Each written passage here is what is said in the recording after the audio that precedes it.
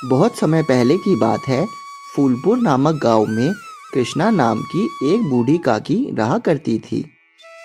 कृष्णा का एक बेटा था जिसका नाम था मोहन, जिसकी शहर में बड़ी कंपनी में नौकरी लग गई थी और वह फिर शहर में ही रहने लगा था। मोहन के गांव से जाने के बाद कृष्णा बेचारी अकेली ही गांव में रहा करती थी। अब कृष्णा बहुत ही ज्यादा बूढ़ी हो चली थी, इसलिए उससे घर का काम करना बहुत ही ज्यादा मुश्किल हो चला था। फिर एक दिन अरे, 1 महीना बीत गया, ना ही मोहन बेटे का कोई फोन आया और ना ही उसने पैसे भेजे। पता नहीं क्या हो गया है मेरे बेटे को। शहर जाकर वह बहुत ही ज्यादा बदल गया है। यहाँ मैं इतनी बूढ़ी होती जा रही हूँ कि मेरे बस की कोई भी घर का काम नहीं रहा।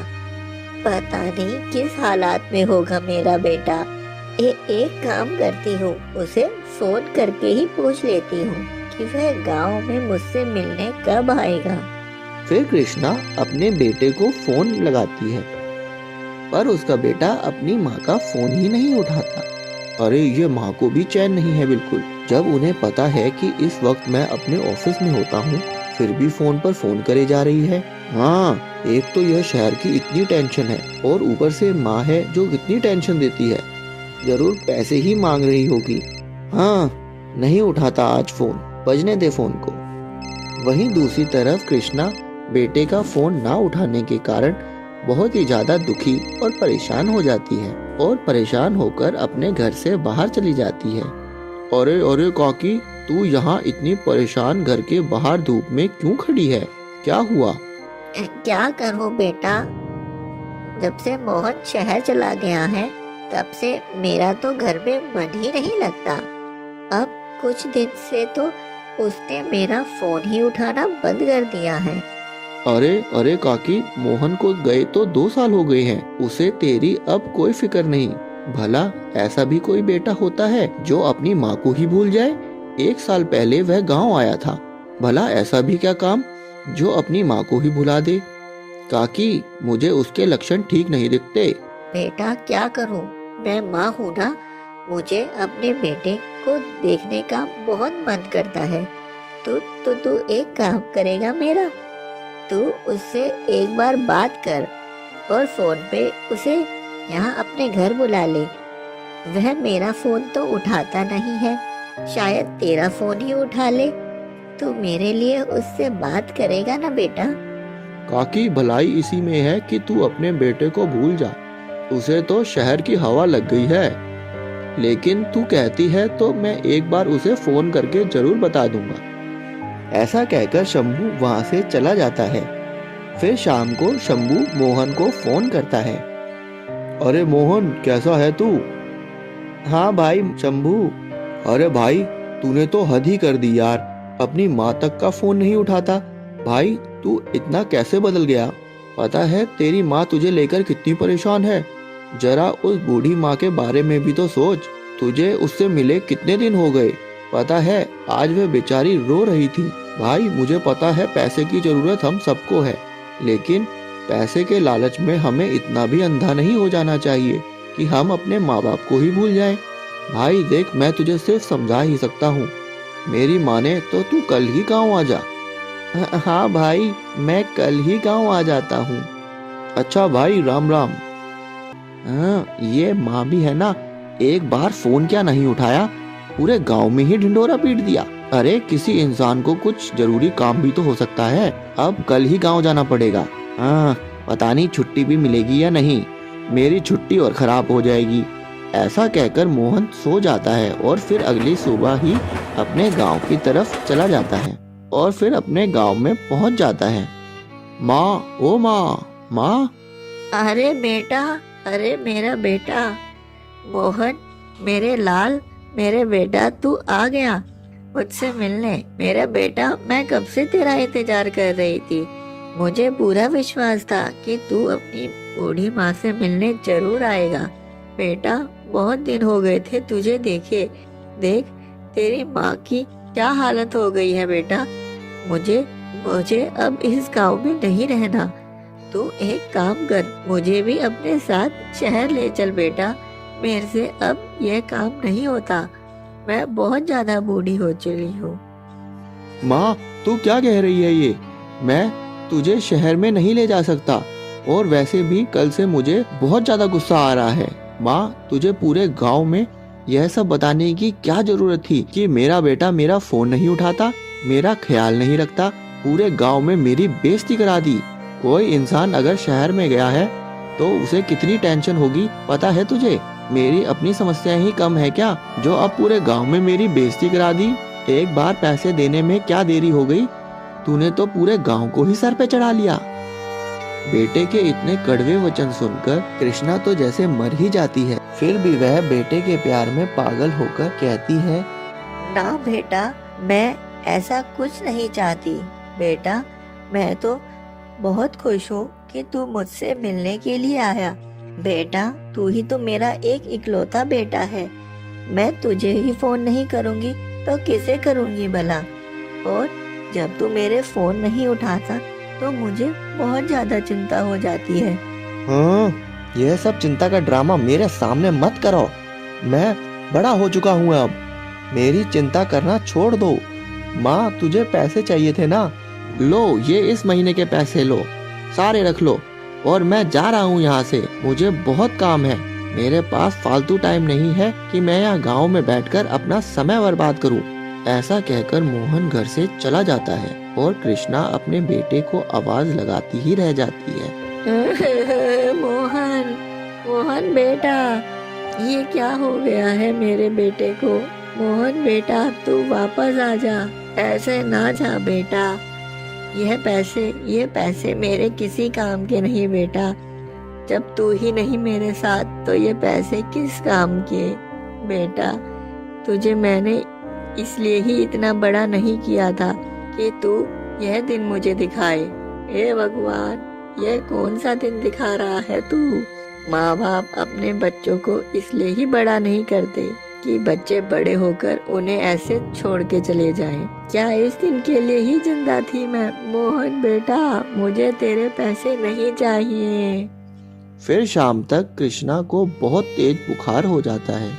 जब यह बात शंभू को पता चलती है तो वह जल्दी से डॉक्टर के साथ कृष्णा काकी के घर पहुंचता है। देखिए, मैंने माँ जी का चेकअप कर लिया है। इन्हें किसी बात का बहुत बड़ा सदमा लगा है जो ये शायद झेल ही नहीं पाएंगी। मुझे नहीं लगता कि यह सुबह तक बच भी पाएंगी। आप एक काम कीजिए, इनके बेटे को बुला लीजिए ताकि वह इनसे मिल सके। बेटा मोहन, तू कहाँ चला गया? मैंने तुझे पाल पोस कर इतना बड़ा किया था, तूने मुझे ऐसे ही छोड़ दिया।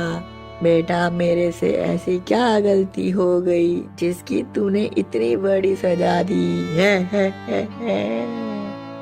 यह सब सुनकर शंभू तुरंत ही मोहन को फोन मिला देता है, पर मोहन उसका फोन नहीं उठाता।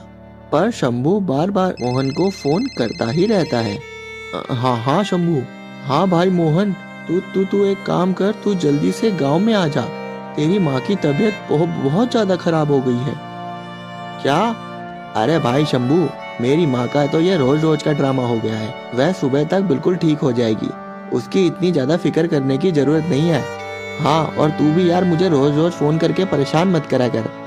फिर शंभू उसे फोन पर ही सारी बात समझाता है और डॉक्टर से भी उसकी बात कराता है। तब जाकर मोहन को विश्वास होता है और फिर उसके पैरों के नीचे से जमीन ही खिसक जाती है। वह रात में ही तुरंत गांव के लिए निकल जाता है, पर होनी को तो कौन रोक सकता था। मोहन की माँ सुबह तक अपने प्राण खो देती है और हमेशा हमेशा के लिए मोहन से दूर चली जाती है। मोहन आखिरी समय पर भी अपनी माँ से नहीं मिल पाता, जिसका पछतावा उसे सारी जिंदगी रहता है। हमें कभी भी अपने मुख से ऐसे वचन नहीं बोलने चाहिए जिससे कि दूसरे इंसान को बहुत ज्यादा दुख हो। मोहन ने अपने मुख से बोले हुए वचनों की वजह से ही अपनी माँ को हमेशा हमेशा के लिए खो दिया।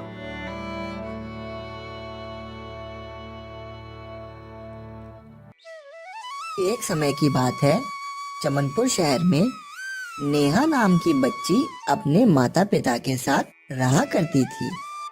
नेहा घर में इकलौती बच्ची थी। इकलौती होने के कारण वह बहुत ही अकेली रहा करती थी। नेहा का कोई दोस्त न था।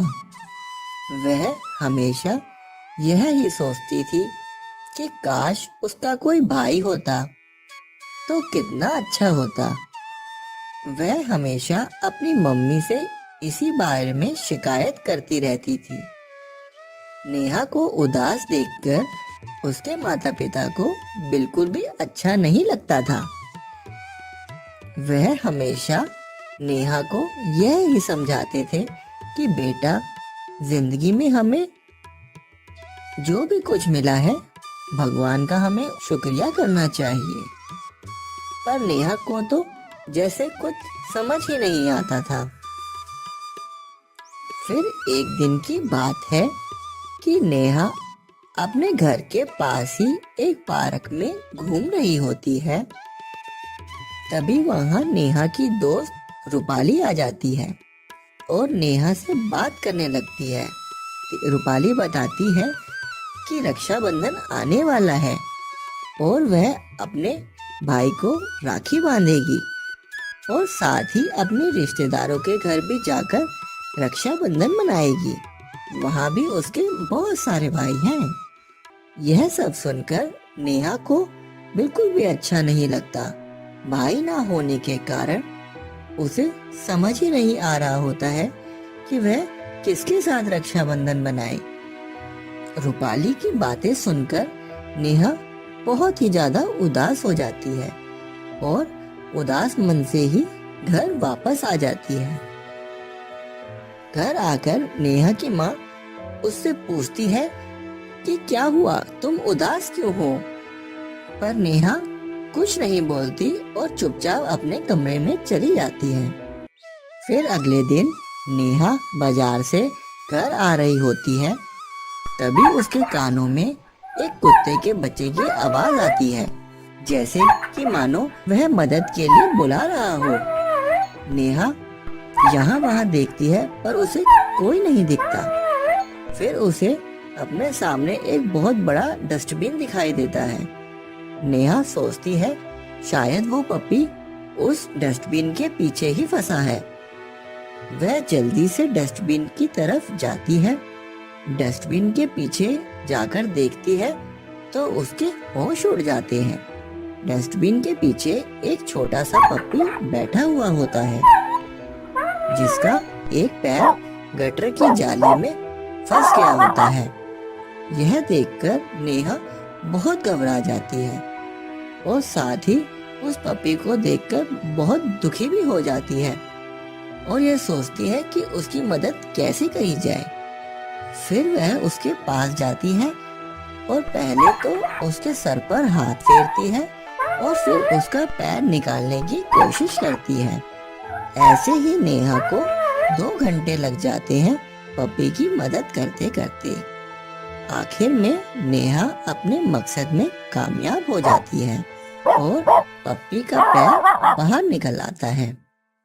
यह सब देखकर नेहा बहुत खुश होती है, पर पप्पी के पैर पर चोट आ जाने के कारण नेहा को पप्पी पर बहुत दया आती है और वह उसे अपने घर ले जाने का फैसला करती है। नेहा पप्पी को उठाकर अपने घर ले आती है। नेहा की माँ नेहा को पप्पी के साथ देखकर हैरान हो जाती है। फिर नेहा अपनी मम्मी को जो भी कुछ हुआ सब बताती है। फिर वह दोनों पप्पी के पैर पर लगी चोट पर पट्टी करते हैं और उसे थोड़ी देर बाद घर के बाहर छोड़ देते हैं। पर नेहा का ध्यान तो जैसे सारा पप्पी पर ही था। वह बार बार घर से बाहर जाकर देखती है कि पप्पी कहीं चला तो नहीं गया, पर पप्पी भी उसके घर से कहीं नहीं जाता। वो भी मानो उसके घर को अपना ही घर समझ लेता है और नेहा के घर के गेट के बाहर ही बैठा रहता है। फिर अगली सुबह नेहा को पप्पी के रोने की आवाज आती है। उस आवाज से नेहा की आंख अचानक से खुल जाती है और वह पप्पी की आवाज सुनकर जल्दी से अपनी माँ के पास जाती है। नेहा और नेहा की माँ घर से बाहर जाकर देखते हैं तो पता चलता है कि पप्पी तो सारी रात उनके गेट के बाहर ही था। यह देखकर नेहा पप्पी को अपनी गोद में उठा लेती है। रात भर घर के गेट पर ही रहने के कारण पप्पी को बहुत भूख लग रही होती है, इसलिए ही वह चिल्ला रहा होता है। नेहा यह सब समझ जाती है और नेहा जल्दी से पप्पी के लिए दूध लाती है और उसे पिलाती है। यह सब देखकर नेहा के मम्मी पापा बहुत खुश होते हैं। फिर नेहा अपने मम्मी पापा से पप्पी को साथ रहने की जिद करती है कि वह कहाँ जाएगा, इसे इस घर में ही रहने दो ना, मैं इसके साथ खूब खेलूंगी।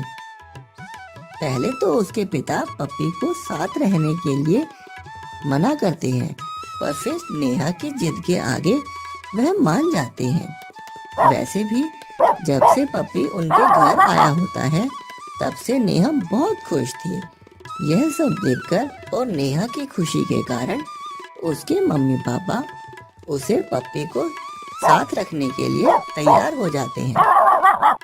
फिर नेहा उस पप्पी का नाम टॉमी रख देती है।